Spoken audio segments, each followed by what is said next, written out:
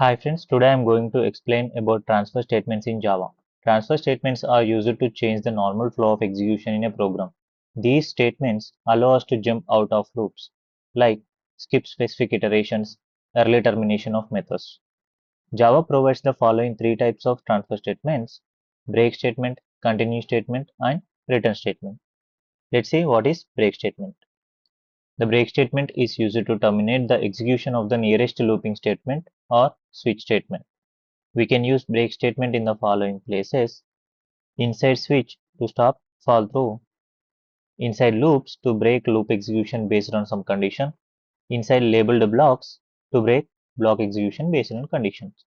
The above three are the only places where we can use break. Let's see an example in compiler. I have taken for loop iterating from I is equals to 0 to I less than 10. So when I reaches to 5, the loop breaks. So the print statement only prints from I is equals to 0 to I is equals to 4. Whenever I is equals to 5, the it breaks the loop and prints the end of the main. So whenever we run the code, it prints from 0 to 4 and then end of main. This is how break works. It breaks the loop at that particular condition. So here's the another example. Below code is invalid because we are using break inside if loop. We should not use inside if loop. So here I have taken int x is equals to 10, and if x is equals to 10, some print statement and break. Here we get a compilation error because we should not use break statement inside if. That is, if if block is inside for loop or inside any loop, then we can use. But this if is inside method, so we should not use break inside if, because this if is not inside any loops. So whenever we run the code, it gets compilation error. So if I run this code, it gets a compilation error. Says that break outside switch or loop.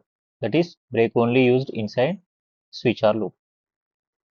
So compilation failed. This is how break works in Java. Now let's see what is continue.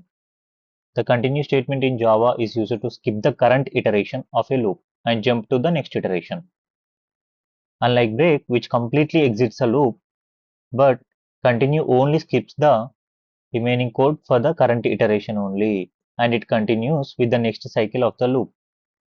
So if we see before example, here instead of break, I use continue.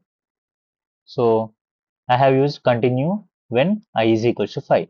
So whenever I is equals to 5, it doesn't print the value of I. It continue with next iteration. So it goes for I is equal to 6, 7, 8, 9. So whenever I run the code, it prints from 0 to 9 excluding 5. So here 0, 1, 2, 3, 4. Here after 4, it prints 6. It skips for that particular iteration. Whenever I is equal to 5, it continue. It skips that iteration. So we can use only inside loops, not in switch or label. By continue only used in loops. The continue statement can be used inside for loops, while loops, do while loops. Cannot be used outside a loop like inside an if block without a loop. So we have seen this example. It skips the value of I and it continues up to 5. When I is equals 3, continue is executed, skipping the system.out.println I. Note, if we use anywhere else, we'll get compile time error saying continue outside a loop. So if you see this example,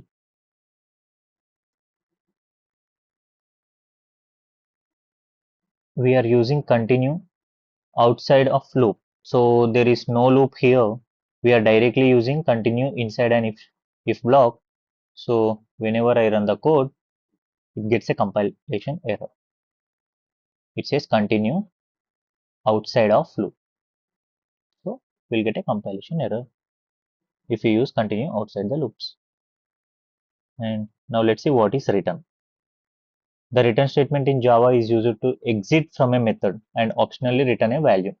It may return or may not return a value, but it exits from the method whenever we use return.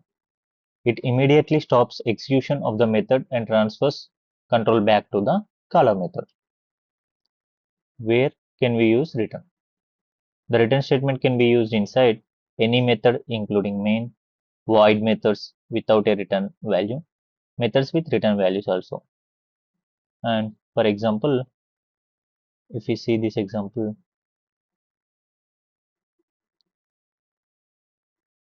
here I have taken a main method and another method is check number. This is a check number method. So inside a main method, first print statement is start of main and it calls the check number method using the argument as 10, and whenever num is less than 0, it prints as negative number, and if it is greater than 0, it prints as number is positive or 0. If it is greater than or equal to 0, it prints second print statement. So if I run the code, here we are passing number 10, so it is greater than or equals to 0, so the second statement is being printed. First start of the main and number is positive or 0 and end of the main is being printed. Start of the main, number is positive or 0, end of the main. But if we give here minus 10, if it is minus 10, whenever it comes to check number method, first it checks whether num is less than 0. Here minus 10 is less than 0, so it prints negative number and it return. So the next lines are not being executed.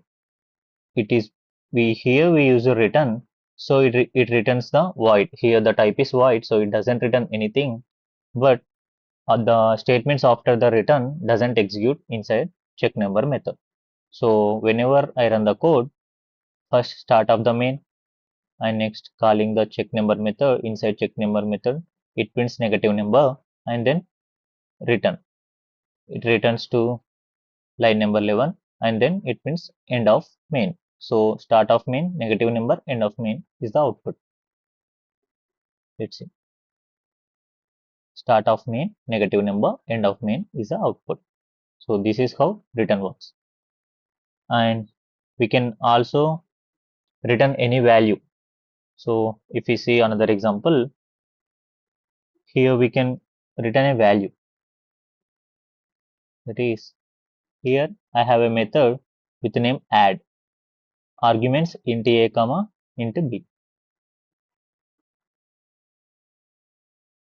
So it adds two numbers and return the value.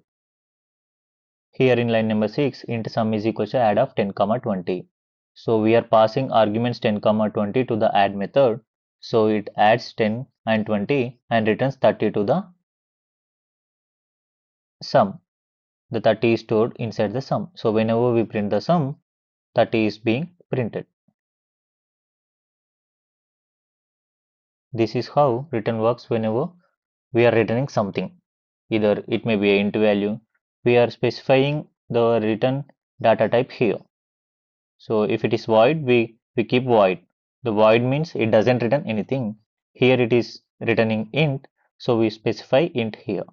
So it's summing the two numbers and returning int value. That int value is being stored inside the sum variable.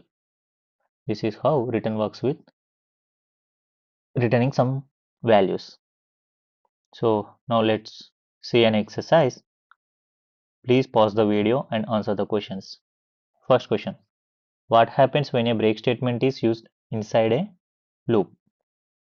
It skips the current iteration and moves to the next iteration. No.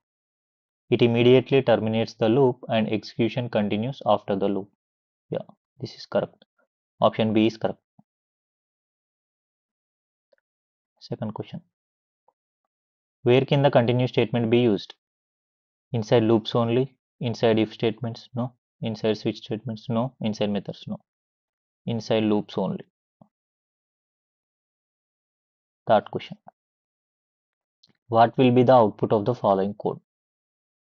For int I is equals to 1, I less than or equals to 5, I plus plus. Whenever I is equals to 3, continue. So I is equals to 1, it prints 1, I is equals to 2, it prints 2, I is equals to 3. Here inside if loop there is a condition. The condition is I is equals to 3. So whenever I is equals to 3, it continues. So print statement doesn't work here and skips the current iteration and it goes for the I is equals to 4. Whenever I is equals to 4, it prints 4. Whenever I is equals to 5, it prints 5. So 1, 2, 4, 5 is the output. Next question. Which of the following statements about return is true? Return can be used inside loop to exit the loop. No, to exit the loop, we can use break. Return can only be used inside methods. So this is correct. Fifth question. What will be the output of the following code? Main method check even of 8, and in check even method it takes num. Whenever num modulo 2 is equals 0, it returns even. If it is not satisfied, it returns odd. Here 8 modulo 2 is 0, so it returns even. So the output is even. So option A is correct. Thank you. Please like, share and subscribe for more videos.